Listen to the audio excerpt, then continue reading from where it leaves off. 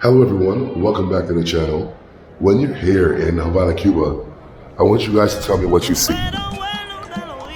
Some of you haven't been to Cuba yet, so maybe it's better I show you.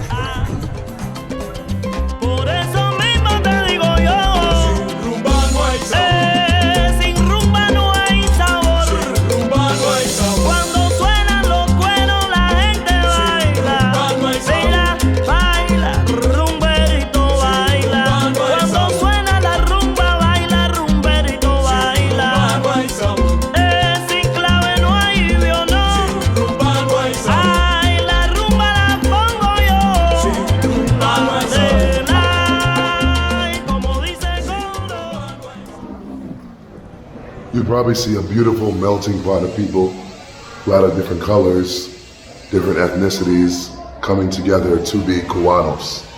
However, it wasn't always like that. Okay, I would say that this process started and became what it is today due to the efforts of Fidel Castro Ruz. Shortly after wresting control of Cuba from Batista and the Americans, Fidel Castro released an edict banning racism in Cuba. Yeah, Fidel was different. You have to remember that Fidel grew up as an illegitimate child to a large plantation owner.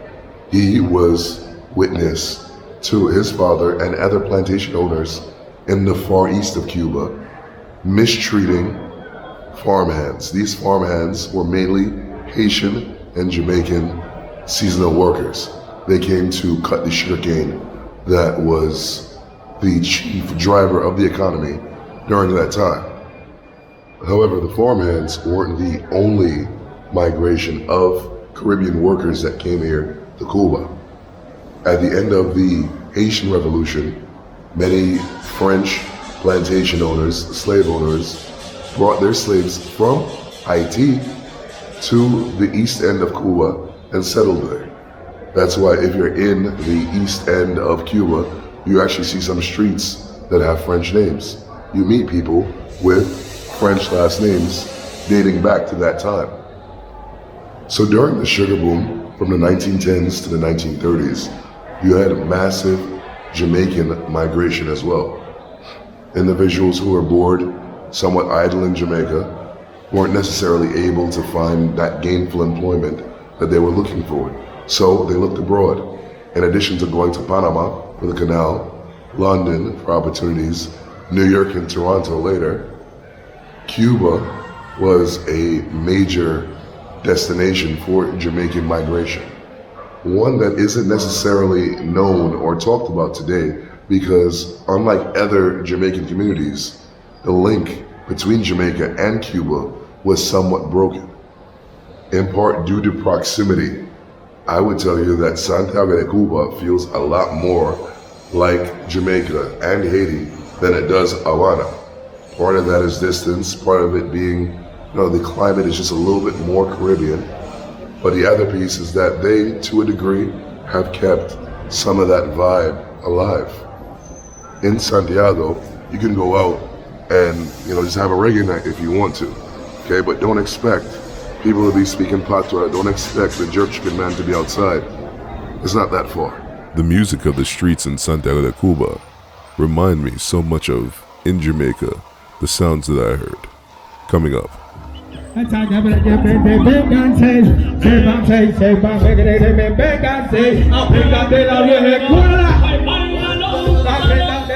Think reggae en español, coming from the streets of Colón and Panama City, the grandchildren of Caribbean canal workers. They were the first to do it.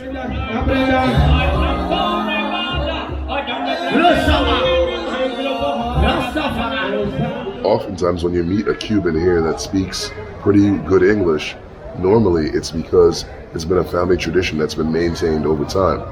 Okay, you had individuals coming in from Jamaica, coming in from St. Lucia, and they were still able to speak English over these years that they've been separated from their home island. And my guy Principe speaks perfect English because his grandparents were born in Jamaica.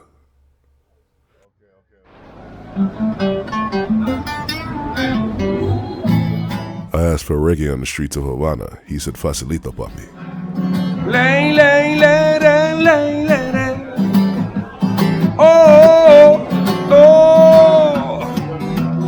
amándote así. No me puedo explicar cuán feliz yo soy, queriéndote así. En las nubes estoy, de un lado la luna y del otro el sol, amándote así. Mi camino voy, queriéndote más y más, dándote mi amor, Oh, oh, oh, oh, baby. A pesar de que tus ojos no han saciado mis deseos, ni que el tinte de tu pelo se dibuje en mis ojeras, por haber sido la única en la cual soñé desnuda, baby. Oh, oh, oh, oh, oh, oh. Come on, come on. Dime cuántos besos yo te di, a ti, solo a ti, baby. En la boca, en la cara, en el cuerpo que te provoca.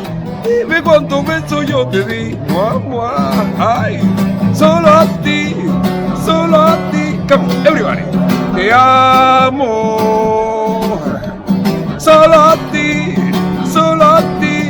te quiero,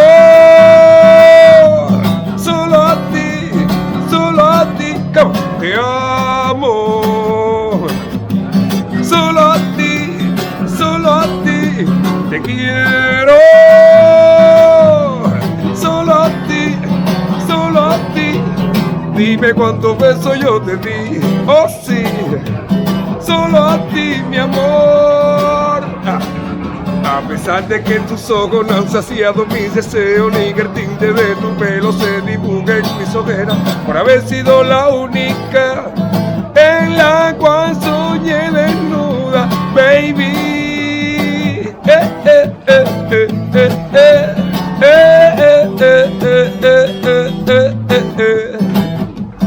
Oh, oh, oh, oh, oh, come on. Dime cuántos besos yo te di. Sí, sí. Yeah. Wow. My song.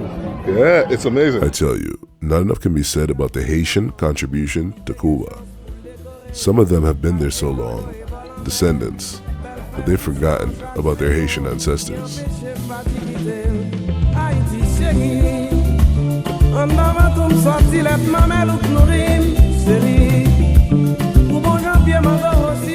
Haitian Creole was actually once the second most popular language here in Cuba.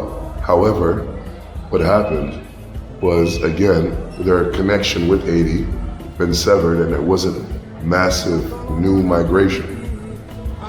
So, over time, and in part due to the revolution, these individuals lost their ability to speak Haitian Creole. So, there is a revival effort. My friend Melanin in Havana is a part of that effort to recapture Haitian Creole and the culture in Cuba.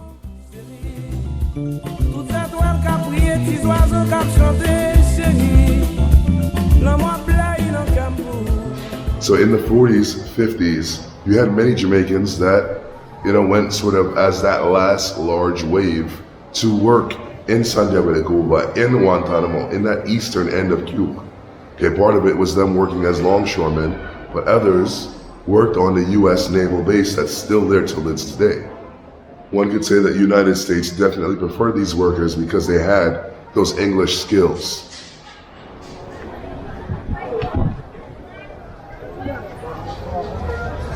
In addition to the Caribbean community, there was once a vibrant Cuban Chinese community. However, after the change over from Batista to Castro, the vast majority of them left. Now, you mainly have people who are of mixed Cuban Chinese ancestry. So right now we're in Barrio Chino, but ain't no Chinese people left. The most Chinese thing is literally the little alleyway, the callejon that they have here, where there's restaurants, but there's no concentration anymore of Chinese people. dulce. La picante es dulce.